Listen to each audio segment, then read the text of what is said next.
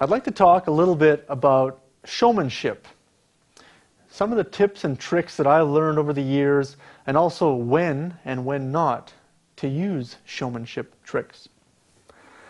Now behind the drums, we're having a lot of fun back here. All kinds of cool things to hit and, grab and choke and bark and snap. Well, why not make it look like we're really having a lot of fun? Back in the day, I used to watch videos of Sonny Greer. And he was a great, great jazz big band drummer it was almost like acrobats that he could do with the stick twirls and tossing and all that stuff. And the cool thing about that is he never seemed to miss anything in some of the videos that I've seen him play. He would throw a stick way up in the air and catch it behind his head and back behind his back. Incredible. I would say the only thing about that, it's a little bit risky. So if you're going to try any of those kind of things, make sure you have extra sticks lying around. Of course, we got things like twirls and stick spins and fancy things like that. Probably the most common stick twirl out there is something they call the fake twirl. But in my opinion, it kind of looks the coolest. It looks like I've spent 20 years working on this one thing. And I first saw Neil Peart do this in a video. And it was a concert video. And in one of the songs where there was a break, he started spinning his drumstick. And it looked something like this. So when you look at that, it looks like the stick is just completely spinning out of control. Can't see much happening in my hand, right? Well, technically, it's just my index finger and my middle finger basically doing this. Almost like a man upside down walking. Now, when I first started developing this, and I tried to do that, it didn't work because the stick simply just wanted to go back and forth like this. But what ends up happening is as I get the momentum happening is the stick starts to actually just create a circle with the tip, giving you the illusion that the stick is actually spinning, when all it's really doing is just sort of rotating in the fulcrum point here between your index finger and your middle finger, so the stick has to be fairly balanced. If it's too far back, it's a little bit harder to do, and there's a lot more weight, so it's a little bit trickier to do that. I find the middle of the drumstick seems to be the spot where that works, and when you face it towards the crowd, it looks like this very, very cool fill. So that one I've seen for many, many, many, many years, and it's still out there. So use that one as much as you can. Practice it with both hands. Another one that I've seen recently that I started practicing was this one. Okay. Now all that one is simply I am spinning the stick away from me, so I'm using my right hand and I'm spinning it to the right. The tip goes to the right.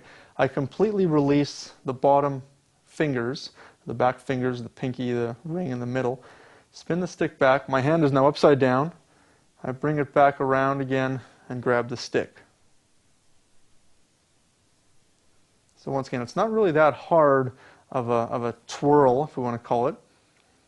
The main thing is it's always got to come back to the proper point. Okay.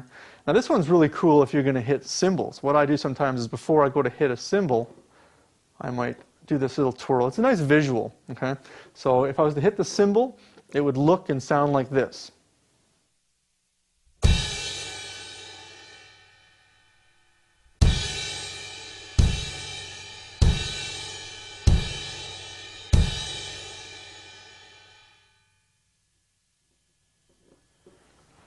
Of course, you can practice that with both hands, do it with both cymbals, but don't overuse that. Almost like if you do it every now and then, let your audience wait for it. Because if you keep on just doing stick tricks and twirls every single song, people are going to get tired of looking at you. So I almost like save it just for the right moment. And it's kind of fun because you see people in the audience going, whoa, check out that was pretty cool. So it's almost like waiting for fireworks. You never know when they're going to happen. Okay. So another thing you can do is a back sticking trick, this being the back of the stick. And it's a visual thing. You can do this just for looks, or you can actually try to play some beats like this, but you have to play a little bit louder if you are going to use a back sticking trick. And essentially what happens is I'm holding the drumstick normally, and I'm flipping the back of the drumstick away from me, so it's actually going forward, and then I'm striking the drum. So this is what this would look and sound like.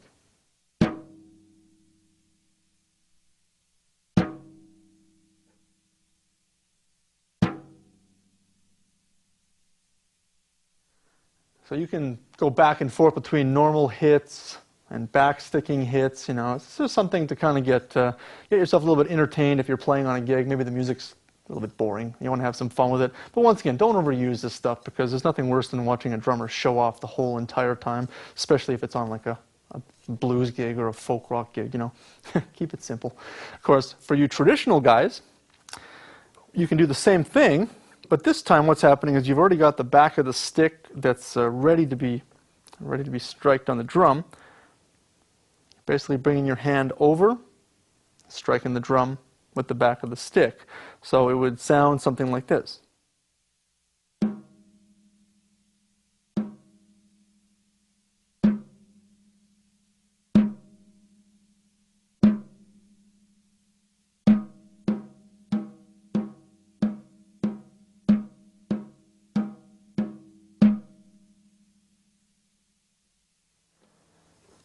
And so on and so on. You can combine the back sticking with the right hand and with the left hand, almost do what those guys in the drum lines do. Some of those guys have amazing, amazing stick tricks. I love watching all that stuff.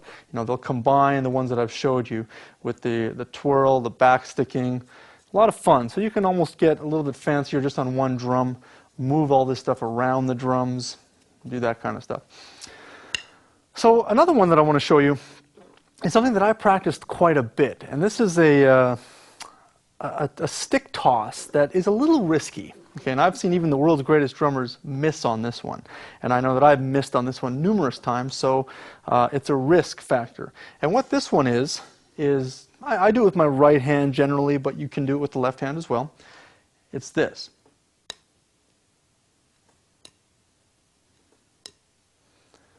Now that seems easy. Well, that is. When I'm doing that, it's easy. When you're playing a song or playing a beat, it's a little riskier, because your hand has to leave whatever you're doing to toss the stick. Now what I used to practice, so I could get used to the amount of force of how far the stick would go up or how many spins I wanted, I used to practice to just do like a half toss, which was having the tip end up in my hand. Now it's the butt end of the stick. A full 360, so it was all the way around.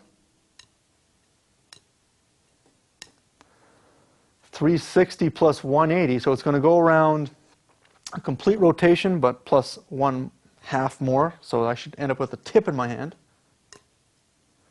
Now I should end up with the back end of my hand. And I tried doing 2 complete spins.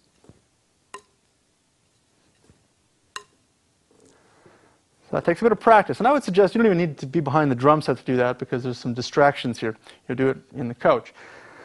Now what I like to try was to try at some venues, if I had the roof was high enough, I would just whip the stick as high as it would go, and then say a little prayer, and hopefully it would come back down and I'd be able to catch it. Now in most cases this works for me. If I'm playing at a venue where the ceiling is high enough, I'll look up and think, wow, how high can I throw this stick? And you give it a good toss. A couple times before the show, I'll just practice that if I'm going to use this type of showmanship technique. But one thing that I did that I'll give you guys a tip, especially for those, maybe you already do this, maybe you want to start doing this, because it's very cool. If you can get this happening, you will be the king of the stage, I guarantee. One time I was playing at a nice theater, and we were doing a sound check midday, and the ceiling was way up there. It must have been 60 feet high or higher. It was unbelievable. So I'm sitting there and I'm practicing and I'm whipping the stick, have a sandwich. Stick comes back down, 5 minutes later. And I'd catch it. So I was like, oh, I definitely got to do this. There's this one spot in one of these songs where there's a break. I do a big slam on the snare and stick is gone. So I thought, perfect, and I'm going to be like the hip guy tonight. I'm going to throw the stick higher than Neil Peart's ever thrown it. So I playing away in the middle of the song, and throw the stick, look up, and all of a sudden the stage lights were on, and they hadn't been on during our rehearsal. It was like looking into the sun. So all I remember, and I actually had this, we were videotaping this show, and all you saw me do was this. So that's all you saw. You saw me come up going, I heard the drumstick fall behind me. You could see it hit the curtain behind. So it was a little bit of a risk factor there because, for one, I obviously threw it way too hard and it went too far back. But also when I looked up to see where it was, all I saw was this bright, shining orange light in my eyes. So now whenever I do that, even if we're doing a sound check way before the actual stage lights come on, I look to see where the lights are and where are they pointing, in hopes that that won't happen again. But that was a good learning experience. Okay, moving on to something a little bit different, something that I haven't seen drummers do in quite a while. But I know that drummers like Louis Bellson and Billy Cobham have done this in the past in their solos. And it sort of sets them apart once again. I mean, these men are incredible, incredible drummers and incredible soloists. But every now and then they do something that makes you go, wow, gee, I haven't seen that before. Or I haven't seen someone, you know, duplicate that since. And the thing that I'm referring to is doing drum solos with 2 sticks in each hand. Okay, and a lot of times it was like almost like holding the sticks how you would hold, you know, xylophone mallets. For any of you who ever played any kind of mallet percussion, and what you'd see is them holding the stick and creating V's, and then actually making it wider, you know, different parts of the hand holding the stick, you know, and trying to get different sounds, like 2 sounds at once, and then doing this. Let's see if I can do this with 4 sticks. Something I haven't practiced in a while. I should go back and work on, just because I think it's very, very cool. You know, and trying to find a very comfortable way to hold, you know, 4 drumsticks in your hand like this, and then play. I know that Louis did a lot of stuff where he'd play the hi-hat and the snare, and even get like a single stroke roll happening between the hat and the snare, or between the small tom and the snare, or even, you know, on the 2 toms. Very cool, you know, and it doesn't really have its limitations. Some people say, well, it has its limitations. Well, I mean, nowadays, with what drummers are doing, there's probably some really crazy stuff that maybe you can come up with that would be very cool. The nice thing about even having 2 sticks in one hand is you can go to something like doing basically a one-handed cymbal roll, where I'd have 1 stick above the cymbal and 1 below. Simply by doing this,